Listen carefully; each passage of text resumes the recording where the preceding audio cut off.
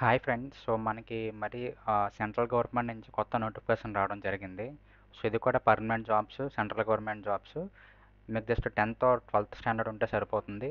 So మొత్తం details అన్ని వీడియోలో డిస్కస్ చేద్దాం. ఈ వీడియో చివరి వరకు చూడండి.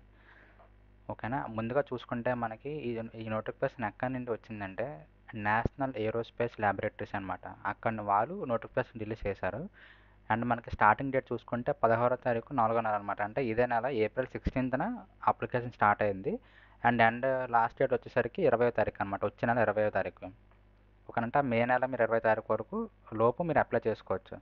అండ్ ముందుగా ఇక్కడ చూసుకుంటే మనకి 2 పోస్టులకి నోటిఫికేషన్ అనేది రిలీజ్ చేశారనమాట.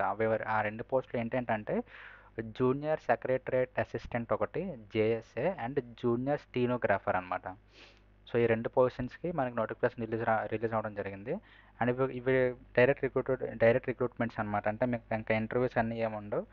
డైరెక్ట్ మీకు ఒక టెస్ట్ ఉంటుంది. ఆ టెస్ట్లో ఎవరికైతే ఎక్కువ మార్క్స్ వస్తాయో వాళ్ళని ఆటోమేటిక్గా రిక్రూట్ చేసుకుంటారనమాట. సో డైరెక్ట్ రిక్రూట్మెంట్ ప్రాసెస్ అనమాట. సో మనం ఇక్కడ రోల్స్ చూసుకుంటే junior secretary assistant GEN, S and P, F and A and junior stenographer. So వాటి యొక్క పోస్ట్ కోడ్స్ ఇవ్వనమాట 84321. అండ్ మీరు ఏజ్ చూసుకుంటే మీకు above 18 years and below 28 or 27 years అనమాట. ఓకేనా? సో ఇది ఏజ్ లిమిట్. మీకు 18 సంవత్సరాలు నిండి ఉండాలి, 28 ఆర్ లేదంటే 27 లోపు ఉండాలన్నమాట. ఓకేనా?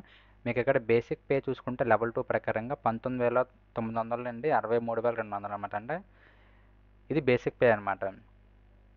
అంటే మీకు అప్రాక్సిమేట్లీ పర్ మంత్ 39,000 వస్తుంది అన్నమాట. ఇంక్లూడింగ్ డిఏ అవన్నీ కూడా, house rent allowances, travel allowances అవన్నీ కలిపి, అంటే సెంట్రల్ గవర్నమెంట్ బెనిఫిట్స్ అవన్నీ కలిపి మీకు బేసిక్ పే కలిపి మీకు పర్ మంత్ 39,000 రావడం జరుగుతుంది అనమాట. ఓకేనా? అండ్ మీకు క్వాలిఫికేషన్ చూసుకుంటే 10+2 అనమాట.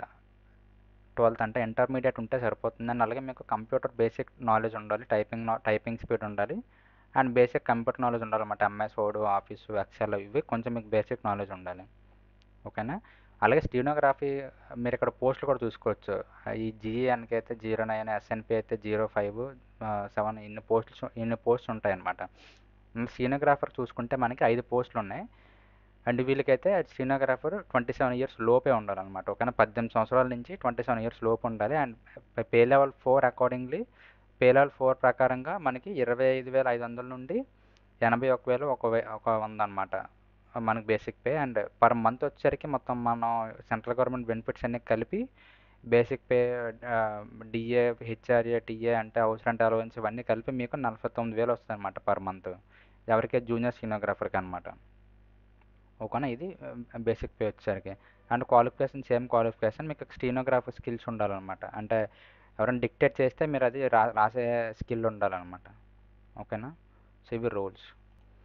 సో మీరు జనరల్ ఇన్ఫర్మేషన్లో వీళ్ళు చెప్పేది ఏంటంటే మీరు జస్ట్ సిటిజన్ ఆఫ్ ఇండియా అయ్యి ఉంటే సరిపోతుంది అనమాట. ఎవరైనా అప్లై చేసుకోవచ్చు, మేలు ఫీమేల్ ఎవరైనా అప్లై చేసుకోవచ్చు. జెండర్ డిఫరెన్స్ అనేది ఏం లేదనమాట. సో మేలు ఫీమేలు ఎవరికైతే 18 to 28, 27 ఇయర్స్ లోపు ఉంటే వాళ్ళందరూ కూడా అప్లై చేసుకోవచ్చు. ఓకేనా? సో మీకు గవర్నమెంట్ జాబ్ కాబట్టి మీకు ప్రొబేషన్ పెట్టి 2 ఇయర్స్ ఉంటుంది అనమాట. సో ఈ 2 ఇయర్స్లో మీరు ఎటువంటి మిస్టేక్స్ కానీ ఏం చేయకూడదు, మీకు ఏ రిమార్క్స్ ఏం రాకూడదు. 2 ఇయర్స్ అయిపోయిన తర్వాత అప్పుడు మిమ్మల్ని పర్మనెంట్ ఎంప్లాయ్ కింద చేస్తారనమాట. ఓకేనా? ఇది ఏ గవర్నమెంట్ జాబ్ అనేది ఇది ఈ పీరియడ్ అనేది ఉంటుంది అనమాట. కాకపోతే ఈ పీరియడ్ వ్యారీ అవుద్ది అనమాట. ఒక్కొక్క సెక్టర్లో కొన్నిట్లో 3 ఇయర్స్ ఉంటుంది, కొన్నిట్లో 2 ఇయర్స్ ఉంటుంది, కొన్నిట్లో 1 ఇయర్ ఉంటుంది, అలా ఉంటుంది అనమాట. కానీ ఈ సెక్టర్లో వీళ్ళు 2 ఇయర్స్ ప్రొవైడ్ చేస్తారన్నమాట ప్రొబేషన్ పీరియడ్. ఓకేనా? సో ఈ రోల్కి మీకు 2 ఇయర్స్ ప్రొబేషన్ పీరియడ్ ఉంటుంది. అండ్ అలాగే మీరు అప్లై చేసేటప్పుడు మీకు సీజీపీఏలో ఉన్న ఎందులో ఉన్నా మీరు అల్టిమేట్గా అప్లికేషన్ ఫిల్ చేసేటప్పుడు మాత్రం మీ మార్క్స్ మీరు పర్సంటేజ్లో మాత్రమే మెన్షన్ చేయాలన్నమాట. ఓకేనా? సో మీకు ఆన్లైన్లో కొన్ని టూల్స్ ఉంటాయి సీజీపీఏ నుంచి పర్సంటేజ్లో కన్వర్ట్ చేయడానికి. ఒకవేళ మీకు ఆల్రెడీ పర్సంటేజ్లో ఉంటే ఓకే. లేదనుకుంటే మీకు సీజీపీఏలో కానీ ఉంటే మీరు సీజీపీఏ నుంచి పర్సంటేజ్ కింద కన్వర్ట్ చేసి అప్పుడు మీరు ఆ వాల్యూని అప్లికేషన్ ఫామ్లో ఫిల్ చేయండి. ఓకేనా? లేదంటే వీళ్ళు రిజెక్ట్ చేస్తారనమాట. అండ్ మీకు చెప్పాను కదా ఏజ్ 18 సంవత్సరాల నుంచి 27 లేదా 27 సంవత్సరాలు అనమాట. స్టీనోగ్రాఫర్కి అయితే 27 లోపు అండ్ మిగతా రోల్స్కి అయితే 28 లోపు అనమాట. ఓకేనా? ఇది ఏజ్. సో ఇప్పుడు ఎలా అప్లై చేయాలి అంటే మీరు ఈ లింక్ కింద మీకు డిస్క్రిప్షన్లో ప్రొవైడ్ చేస్తాను. ఆ లింక్ క్లిక్ చేయగానే మీరు ఆఫీషియల్ వెబ్సైట్లోకి వెళ్తారన్నమాట. అక్కడ మీరు చేయాల్సింది మూడు స్టెప్స్. ఒకటి, మీరు ఫస్ట్ రిజిస్టర్ అవ్వాలి. ఓకేనా? దాని తర్వాత మీరు ఫీ సబ్మిషన్ చేయాలి. దాని తర్వాత మీ ఆన్లైన్ అప్లికేషన్ సబ్మిట్ చేసి లాస్ట్లో మీరు అప్లికేషన్ ఫామ్ను డౌన్లోడ్ చేసుకొని మీ కాపీ ఉంచుకోవాలన్నమాట. ఓకేనా. సో మీరు ముందుగా ఫిల్ చేసేటప్పుడే నోటిఫికేషన్ అంతా చదివి ఒకవేళ మీరు ఎలిజిబుల్ మీకు ఓకే అనుకుంటేనే అప్లై చేయండి. ఎందుకంటే మీకు వన్స్ ఫీ పే చేసిన తర్వాత మీకు మనీ రిటర్న్ రాదనమాట, రీఫండ్ రాదు. సో నాన్ రీఫండబుల్ అమౌంట్ అనమాట. కానీ మనం ముందుగా ఇక్కడ ఫీ స్ట్రక్చర్కి వీళ్ళు ప్రొవైడ్ చేశారు ఫీ ఎలా పే చేయాలనేది. సో మీరు ఈ వెబ్సైట్లోకి వెళ్తే, ఈ వెబ్సైట్ కూడా మీకు కింద డిస్క్రిప్షన్లో ప్రొవైడ్ చేస్తాను. ఈ వెబ్సైట్లోకి వెళ్ళిన తర్వాత దాన్ని క్లిక్ టైప్, అక్కడ మీకు ఆ ఆప్షన్స్ ఉంటాయన్నమాట. కార్పొరేట్ ఆర్ ఇన్స్టిట్యూషన్ దగ్గర మీరు గవర్నమెంట్ డిపార్ట్మెంట్ పెట్టాలి. State of corporation or institution దగ్గర కర్ణాటక పెట్టాలి. డిపార్ట్మెంట్ నేమ్ దగ్గర నేషనల్ ఏరోస్పేస్ ల్యాబొరేటరీస్ పెట్టాలి. పర్పస్ వచ్చేసరికి అప్లికేషన్ ఫీ రిలేటెడ్.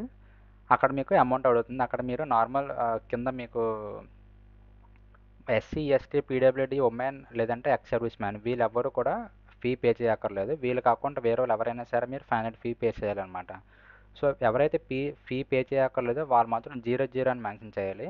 ఎవరైతే ఆ ఆ మిగతా క్యాస్ట్లో ఎవరైతే ఫీ పే చేస్తారో వాళ్ళు 500 రూపీస్ ఫీజు పే చేయాలన్నమాట. చేసిన తర్వాత మీరు ఖచ్చితంగా అప్లికేషన్ అనేది డౌన్లోడ్ చేయాలన్నమాట. ఎందుకంటే మీకు కాపీ అనేది ఇంపార్టెంట్ అనమాట. మెయిన్ ఒకవేళ ఏవైనా క్రాస్ చెక్ వెరిఫికేషన్ చేయాలంటే మీకు అప్లికేషన్ అనేది ఇంపార్టెంట్ కాబట్టి మీరు ఖచ్చితంగా డౌన్లోడ్ చేయడం మాత్రం మర్చిపోవద్దు. అండ్ ఫీజు వచ్చేసరికి ఇది. అండ్ అలాగే ఇంకొక చేంజ్ ఏంటంటే మీరు ఒక పీడిఎఫ్ తయారు చేయాలన్నమాట. ఆ పీడిఎఫ్లో మీకు ఇక్కడ లిస్ట్ చేసిన డాక్యుమెంట్స్ అన్నీ ఇదే ఆర్డర్లో ఉండాలన్నమాట. So date of birth certificate, SSC certificate, 12th certificate, మీరు పేమెంట్ చేసిన రిసిప్ట్, అలా ఇదే ఆర్డర్లో ఏబిసిడి మొత్తం ఇదే ఆర్డర్లో మీరు ఒక పీడిఎఫ్లో ఈ సర్టిఫికేట్స్ అన్నీ అటాచ్ చేసి ఆ పీడిఎఫ్ అనేది 5 MB కంటే తక్కువ ఉండాలన్నమాట. ఓకే. ఫర్ ఎగ్జాంపుల్ ఇది ఒక పీడిఎఫ్ అనుకోండి. సో ఇక్కడ మనకి ఎన్ని పేజెస్ ఉన్నాయి మొత్తం, ఫర్ ఎగ్జాంపుల్ ఒక 10 పేజీలు ఉన్నాయి అనుకోండి. ఒక్కొక్క పేజీలో ఒక్కొక్క సర్టిఫికేట్ అన్నట్టు, లేదంటే ఒక్కొక్క పేజీలో 2-3 సర్టిఫికేట్లు అయినా ఉండి అలా ఇదే ఆర్డర్లో ఉండాలి మళ్ళీ. అంటే ఫస్ట్ వచ్చేసరికి బర్త్ సర్టిఫికేట్ ఉండాలి, సెకండ్ వచ్చేసరికి 10th సర్టిఫికేట్ ఉండాలి. అలా మీకు ఇదే ఆర్డర్లో సర్టిఫికేట్స్ పెట్టి ఒక పీడిఎఫ్ తయారు చేసి ఆ పీడిఎఫ్ మీరు అప్లోడ్ చేయాలన్నమాట. అంటే సెపరేట్ సర్టిఫికేట్లు కాకుండా అన్ని సర్టిఫికేట్లు ఒక పీడిఎఫ్లో తయారు చేసి పీడిఎఫ్లో పెట్టి ఆ పీడిఎఫ్ని మీరు అప్లోడ్ చేయాలన్నమాట. ఓకేనా. సో అది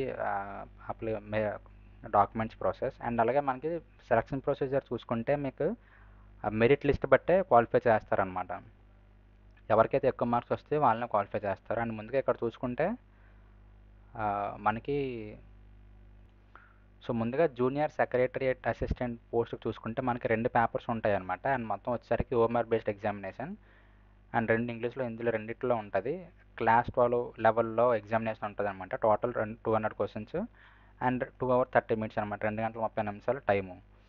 అలాగే మీకు పేపర్ 1 చూసుకుంటే మెంటల్ ఎబిలిటీ టెస్ట్ అనమాట. సబ్జెక్ట్ వచ్చేసరికి మెంటల్ ఎబిలిటీ టెస్ట్. అండ్ మీకు 100 క్వశ్చన్లు ఉంటాయి, 200 మార్కులు. అండ్ నెగిటివ్ మార్కింగ్ ఏమి ఉండదు అనమాట. There will be no negative marking in this paper. ఓకేనా. పేపర్ 2 వచ్చేసరికి ఇది మీకు 1 hour ఉంటుంది. ఇందులో మీకు 2 సబ్జెక్టులు ఉంటాయి. ఒకటి జనరల్ అవేర్నెస్ అండ్ ఇంకోటి ఇంగ్లీష్ లాంగ్వేజ్. అండ్ ఒక 50 క్వశ్చన్లు ఉంటాయి, 50 క్వశ్చన్స్ ఉంటాయి. 150 మార్క్స్, 150 మార్క్స్. అండ్ ఇందులో మీకు 1 negative mark for every wrong answer అనమాట. సో మీరు ఒక క్వశ్చన్ రాంగ్ పెడితే మీకు ఒక మార్క్ పోతుంది అనమాట. ఓకేనా. సో నెగిటివ్ మార్కింగ్ అనేది పేపర్ 2లో ఉంటుంది కాబట్టి పేపర్ 2నే వీళ్ళు కన్సిడర్ చేస్తారన్నమాట. ఇక్కడ క్లారిటీ చెప్పారు కదా. Merit list will be prepared based on marks obtained in paper 2. ఓకేనా. సో మీరు పేపర్ 1 క్వాలిఫై అయితేనే పేపర్ 2 రాస్తారు. పేపర్ 2లో ఎవరికైతే ఎక్కువ వస్తాయో వాళ్ళని షార్ట్ లిస్ట్ చేస్తారనమాట. ఓకేనా. సో ఇది. అండ్ అలాగే ప్రొఫిషియన్సీ టెస్ట్ ఇన్ కంప్యూటర్ మీకు 35 words per minute. ఇంగ్లీష్ అయితే, హిందీ అయితే మీకు 30 words per minute అనమాట. టైప్ చేయగలగాలి. ఓకేనా. Typing speed. అండ్ మీకు చెప్పాను పేపర్ 1 పేపర్ 2 ఇది. అండ్ అలాగే ఇప్పుడు స్టీనోగ్రాఫర్ చూసుకుంటే మనకి అందులో అది కూడా ఓఎంఆర్ బేస్డ్ ఎగ్జామినేషన్ 10+2 స్టాండర్డ్ ఉంటుంది. 200 క్వశ్చన్స్, 2 గంటలు ఉంటుంది అనమాట టోటల్ టైం వచ్చేసరికి. అండ్ ఇక్కడ సబ్జెక్ట్స్ చూసుకుంటే మీకు జనరల్ ఇంటెలిజెన్స్ అండ్ రీజనింగ్ ఉంటుంది, జనరల్ అవేర్నెస్ ఉంటుంది, ఇంగ్లీష్ లాంగ్వేజ్ అండ్ కాంప్రిహెన్షన్ ఉంటుంది అనమాట.